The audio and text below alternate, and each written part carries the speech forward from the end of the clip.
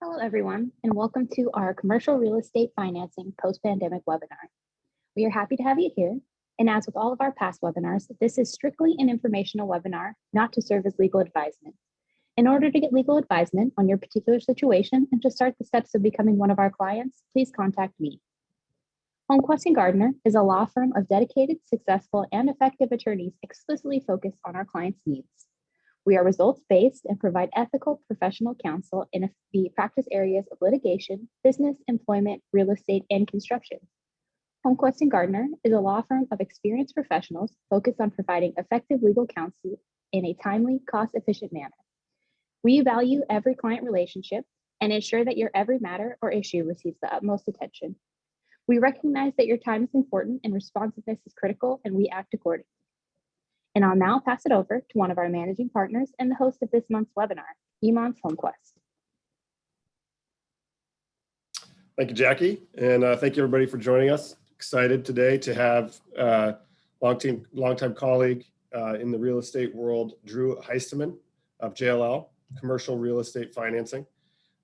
We have to thank our PR guy, Mike, again, for helping us put together the technology side of this. Mike's in the background making all of the wizardry that is Zoom and a deck that functions happening. So from time to time, Drew and I will chime in and ask Mike to move slides along. Anyway, Drew had an interesting career starting off as an analyst at Marcus & Millichap.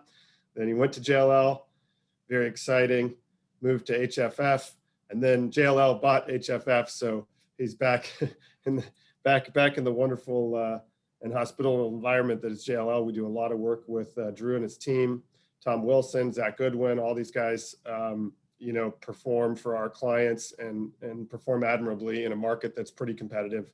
And so today we're going to cover a number of things that hopefully add some insight. One, are lenders still lending? What are the updates on COVID impacts to the financing sector in commercial real estate? Number two, current challenges facing borrowers and lenders. And then we'll finish up with a bunch of slides and indicators that kind of talk about where we're going to be right now in 2021. Will it be as good as 2020, and trends in multifamily financing? And then obviously finish up with some Q&A. So if you have questions, be stockpiling them. These webinars are intended to add an element that's outside of our normal legal advising. Obviously, none of this constitutes legal advice. So, we both advise you to get independent counsel, but excited to answer questions and get right into it. Thanks, Drew, for joining us. Yeah, thanks for having me. So let's just tee it up here and let you walk us through, maybe the timeline of lending in the commercial space from the COVID outbreak to now, kind of where we're at. Well, last March when COVID took off, really, it was mayhem. We were getting 100+ emails a day from our counterparts across the country, giving us updates on what lenders were doing, if they were still lending, if so, what was their criteria, all these things. And really that kept up for a couple months because it seemed every week something new was happening for them. So when COVID took off last March, a lot of lenders had to leave the market. They stopped lending because they had to be backwards facing. They had to manage the assets that were in their portfolio. They were dealing with borrowers who were reaching out to them because their tenants were reaching out to them asking for some sort of relief. So, as a result, they had to take themselves away from it. Multifamily and industrial, that remained active throughout the pandemic. And actually what we saw was, from a pricing standpoint, that market actually compressed and it got even more competitive during COVID. The commercial sector, and really when I say commercial, I'm talking about office and retail assets, that market for a while pretty much evaporated. Hospitality, certainly that went away. Towards probably end of Q2, beginning of Q3, that sector started opening up again. Still very challenging. All lenders were, their mandates were changing every week. Every deal was getting scrutinized even more. Deals are getting scrutinized right now. it became it just became a challenge, it became a longer process. One thing that lenders implemented when COVID took off was putting debt service reserves in place. How that was calculated was taking your principal and interest payments, and lenders were holding back up to 18 months of these reserves. So while borrowers were getting these phenomenal interest rates, they were seeing their proceeds cut because of more stringent underwriting metrics in these debt service reserves. Fast forward to today, the debt market is very competitive. It's remained very competitive. You have most lenders back lending again, and debt service reserves. Some lenders have completely gone away from them. Some of them still have them in place. So the operations this year, they're getting better. That light at the end of the tunnel is getting brighter, but there are certainly some challenges and things in place from COVID last year today. Yeah, and it seems like there just was a non-starter there on that retail office section. There just were lenders who just said, we're just not even going to touch this sector, and so you weren't even submitting initial documents to get something going. It just was like just zero contact, right? Yeah, I mean, that being said, I financed a few retail strip centers last year towards the end of summer, but if a borrower had asked me to do that in April, I would have just told them, unless you want to pay 10% money for a 50% leverage loan, just wait. Now's not the time. So I mean, we were still getting deals done across all asset types, but if it wasn't multifamily or industrial, it was just going to be a longer process. It was a process just to find that lender, and then getting them to close was also took a lot of work for sure. Yeah, and that kind of carries into our next discussion about current challenges, which is kind of a bleed over because these things maybe are part and parcel of the developments that happen. Those lenders develop new strategies for gaining assurance that they had creditworthy assets. So maybe walk us through some of the current challenges as you go in for a loan that maybe weren't there prior to COVID and now are just seem like a thing that's here to stay. Well, challenges, you think from a policy standpoint with either local or state laws or mandates is, right now, Seattle with the rent and eviction moratoriums, that's been a challenge for borrowers to overcome. It's been a challenge for lenders to overcome. And then from an economic standpoint, our unemployment rate has, it has fallen quite a bit from the peak. More people are getting back into the office. They're working again. But the biggest thing that everyone is looking at, borrowers and lenders, is the collections. You can't make a tenant pay rent right now. You're not able to increase your rents on renewals. And so that collections component is, I'd say, the biggest challenge. As a borrower, you can be aware of it, but you might not be, necessarily be able to do anything about it. We're seeing still an increase in vacancy and the level of concessions offered than where we were at pre-COVID. So even though these borrowers are getting these phenomenal interest rates, they're seeing their proceeds cut from it. It's the process of getting deals signed up. You have to understand the progress operations 100%. So you get it signed up, and then your loan amount could change up until the very end, because these deals are just getting analyzed so much more and so much more thoroughly that there's a lot of moving parts that you have to be aware of. And again, you can be aware of it, but as we were talking about yesterday, this concept of clients maintaining flexibility and a positive attitude that's always been the case. You're going in for a $20 million loan or whatever it is, anything sort of north of 10 million, by their nature, these loans are more sophisticated, they're more complicated, the underwriting is much more difficult. So you've always had to be a little flexible and ready to do, to act reasonably in the face of some seemingly unreasonable requests. The big shift is really in these, it seems like there can be a material shift in the numbers coming up against closing, and it's either in the form of reserves or LTVs or balancing provisions. It's just, I can't stress enough, the last like year and a half, you mentioned it yesterday, Drew, when we were chatting, and I was like, oh yeah, that is kind of interesting. Like in the past, you would get a commitment letter.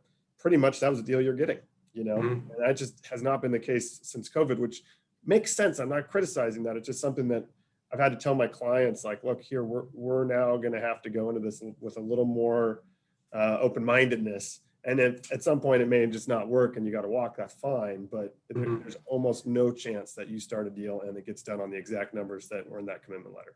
Is that? Yeah. And I mean, before you could rely on the historical operations for a property. You'd be like, okay, based where you're at now, we feel very confident that this is the deal we can deliver for you. This is the loan amount. And typically, there's like 1 month outlier in historicals. A lender could always underwrite through that. Now you could have 12 great solid months, and your last month, the month that you're closing on, you could see a dip. You could see that spike in vacancy and increase in concessions. And now that lender is going to weigh the most current operations much more heavily than what they would have before. And so it's just something you have to constantly be reevaluating and having these discussions with your borrowers, so there are no unpleasant or surprises at the very end with it. Absolutely. So now we've got a bunch of great intel taking us in, and so maybe Drew, you can just walk us through a few of these. We might skip a little quickly over. If anyone's interested, Drew's contact information will be available, and he's happy to walk you through some of this stuff. But let's fly through some of these awesome JLL stats on where 2021's at. Yeah, and Mike, if you could pull up the slide that shows kind of tech salaries across the board. Right there. Okay. So this is one slide that I love showing borrowers and lenders, because it really shows how far your money can go in Seattle. You look at average tech salaries, and we're actually now higher, or just about higher than San Francisco. But you look at that bottom line in black, where the remaining income after rent and taxes, and that is a pretty significant delta compared to every other kind of major city. The challenges that Seattle has right now from a political standpoint, and then obviously our homelessness and mental health issues. That's not unique to Seattle. You see that in every city, but the driving metrics, the economic metrics that we have in place, and then obviously you look outside at all of our green and water. It's, why would someone not want to live here? Why would a company not want to move their employees here? And actually, if you look at some of those other slides, Mike, I don't know if you can back it up to look at the net immigration or migration slide. But you're seeing more people continue to move to Seattle, either from an employer standpoint or an employee standpoint. This is where they want to be. And again, our drivers, we're not just relying on Boeing and one or two other companies now. We have, I think, over 12 Fortune 500 companies headquartered here in Seattle, all for the most part looking to grow. You have more companies who want to get into the market. It is a very competitive market still. And all those, I think, point to a pretty positive outlook for our region. Yeah, and Mike, can you go back 2 slides to that infiltration? Is this the one we're looking at? Net migration. Here we go. So it's dipped a little bit than past years, but we're still seeing a positive inflow. And there's one of these slides on here that kind of show where people are coming from. It's not just from Portland and San Francisco that they're coming out. They're coming from the Midwest. They're coming from the East Coast. So it's not just one type of, I guess, person that we're attracting. We're attracting people from all over. And then, this is kind of an interesting slide as well for it. So, Seattle, we've always been able to rebound fairly quick compared to other cities across the US, but you'll see here on this, even with the steep decline in 2020 because of COVID, we still remained at a positive level for it compared to, again, the rest of the US for it. So, and then, I mean, it's interesting. I think we're not here today to talk about office space or whatever, but there is a sort of looming discussion. It might go back there real quick, but yeah, sorry, keep going. Yeah. And there's been this thought that, okay, everyone's going to go work from home. And I think that we are shifting pretty quickly back to people like, just, I can say on a personal level, I prefer to be working from my office. It's more effective. It's more efficient. I have access firsthand to be with my team. And I think there's been an evolution of how we've come to think about working from an office versus working from home. And there's a lot of takeaways, but one of the big ones is people are still going to want office space. And there has not been just an upward, just a shift radically away from Seattle office space. Everyone's held on to it.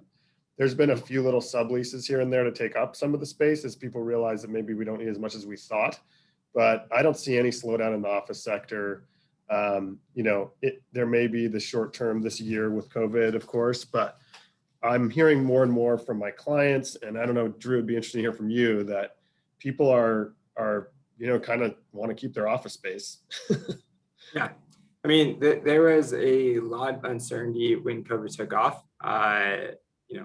Are people going to want to come back to the sector, and if so, how much space are we going to need? Are we going to need to get actually more space because you have to be more distanced away, or do we downsize because more people want to work from home? There's still a little bit of that uncertainty with it, but you talk to our leasing folks and they're seeing tour activity just pick up dramatically. It seems like every week they're getting more people that just, they want to do in-person tours again, no more virtual, and they want to get back in the office. I will say it was really nice for a while when you had to go across town. You could get there in 5-10 minutes, but it's a good thing we're seeing traffic pick up. I think people just they want to get back. They want to go back to quote unquote normal for it. Definitely from a efficiency standpoint, for us, it is greatly beneficial if we are all in the office together working. I think there are quite a few industries who would say the same thing.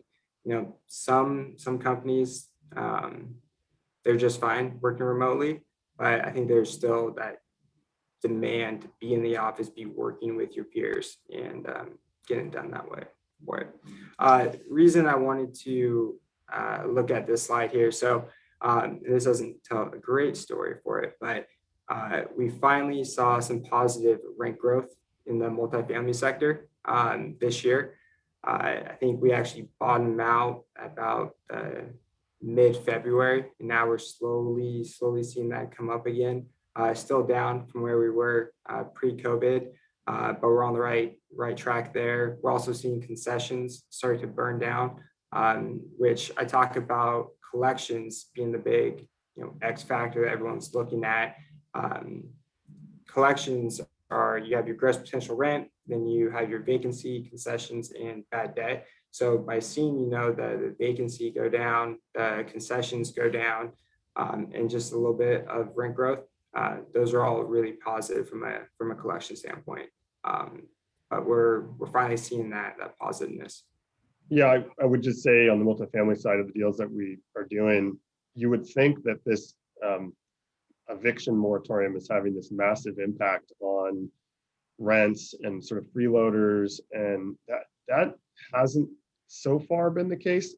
There's a serious frustration with smaller landlords, to be honest, but most of the transactions where you're talking about bigger loan deals, the property, the rents are high enough, and it's a clientele that there hasn't been that high of a default rate. I don't know if is that what you've been seeing, or?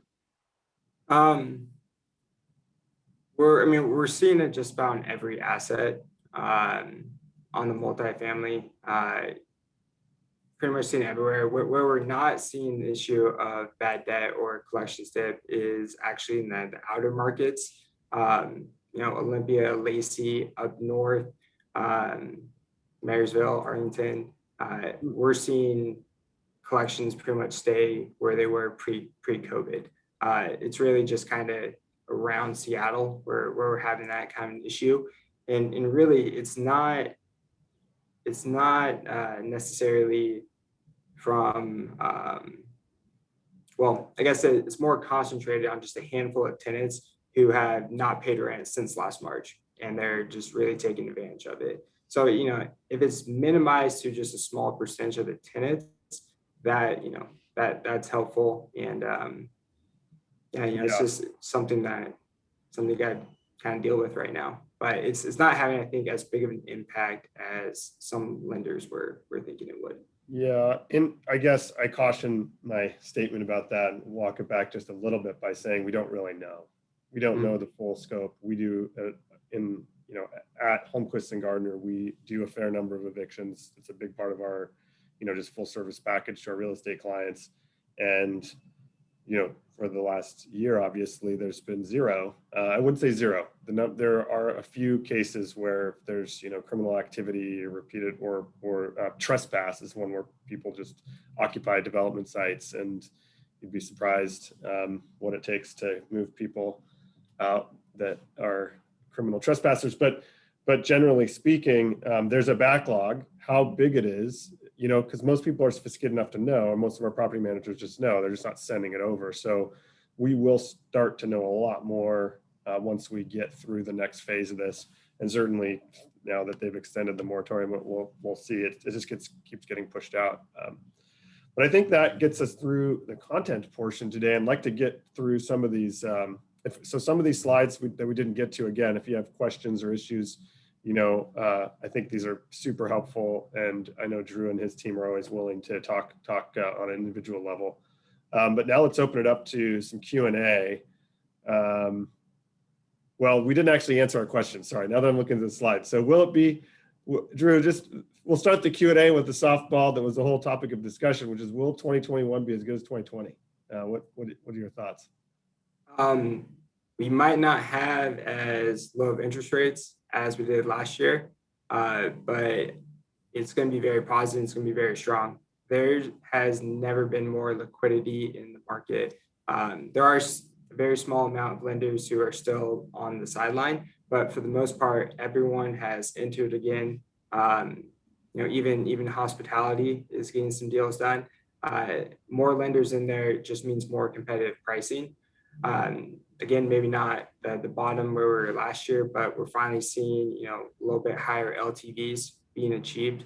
You and I were kind of talking about last year where a 75% LTV loan in normal times was actually landing around 65%.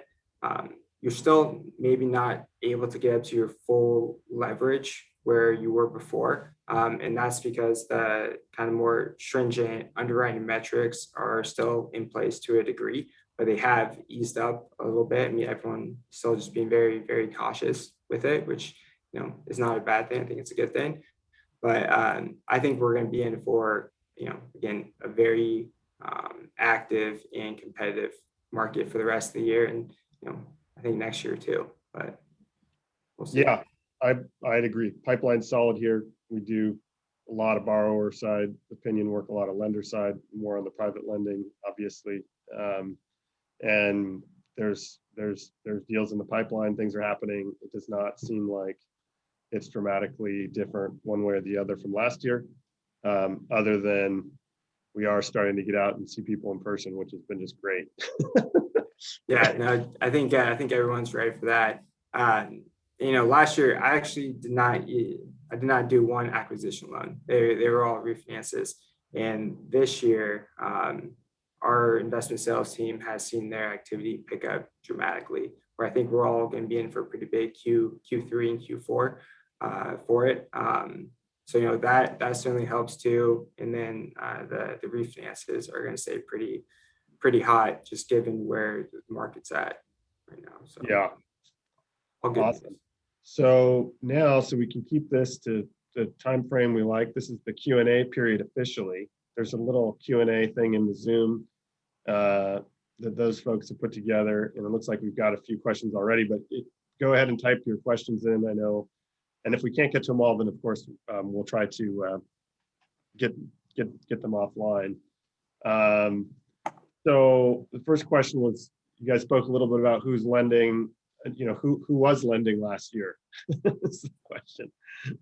Yeah, well, from the multifamily standpoint, Fannie Mae and Freddie Mac led the charge. They remained active and competitive throughout all of last year.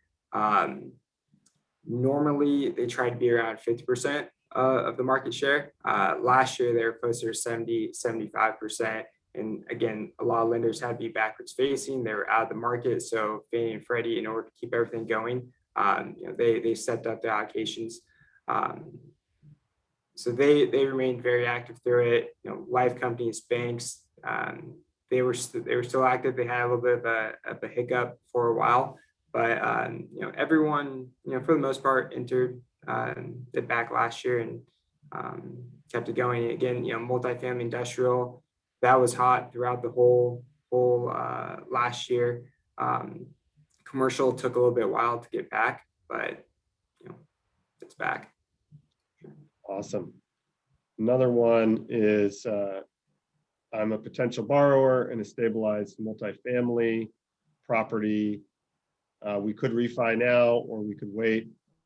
What would you do? I always say if the numbers make sense, then you should act. But there's a lot that goes into determining if you should refinance now, maybe before maturity or not. For myself, I really need to understand what the borrower's goals are with the asset. So that's going to determine your term length and what kind of prepayment structure you can put in place. Is there cash out? Do you want cash out? Do you need cash out? Do you need extra cash flow? Because that's going to then determine how much interest only we're going to be going for. And then definitely understanding the property's historical operations. You got to have a pretty good understanding of that. Otherwise, you're going to be subject to your loan terms changing for it. So you figure out all that stuff. You get a good grasp on it, and then you can determine, should you refinance now? Should you wait for the maturity? But there's a lot that go into it. I'd say though, last year of my refinances, most of them were actually borrowers refinancing before the maturity. They were willing to pay their prepayment on their existing note just because where interest rates were at last year, it made so much sense for them. They were saving so much on their loan payments for it. But just because we can get you a low interest rate right now, that can't be the only decision maker for it. Yeah, it seems like we're going to see some metrics shifting Q3, Q4 again as whatever the impacts of COVID sort of start to dissipate a little bit, whether it's the eviction side or on the commercial side.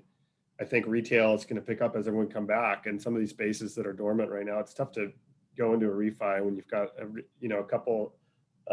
If it's like a 5/1 type building or 6/1 kind of wood frame, and the first floor, is like some kind of service sector that got impacted, a restaurant or a bar or something that's closed. That's dark space. I would say it seems like most people are going to wait until they can get that figured out and be able to present something that's viable to a lender rather than having that huge reserve for that. And I don't think the interest rates are there to justify doing that. Maybe last year you could swing that because the interest rates were so low, but I think we're going to see a lot more activity heading into Q3, Q4. I know we're, as a firm, anticipating substantial increase in actual activity, largely based on the concern about the 1031 deferment possibly going away or being changed, and then capital gains tax increasing. So long-term investment assets that have been cash in the market being pulled out and people just paying the tax hit to just be done with it and avoid whatever's coming down the pipe. And obviously those require buyers. So you're going to see a lot of financing in there. How do you think that's going to impact the financing market? Are you seeing the same thing or feeling the same thing?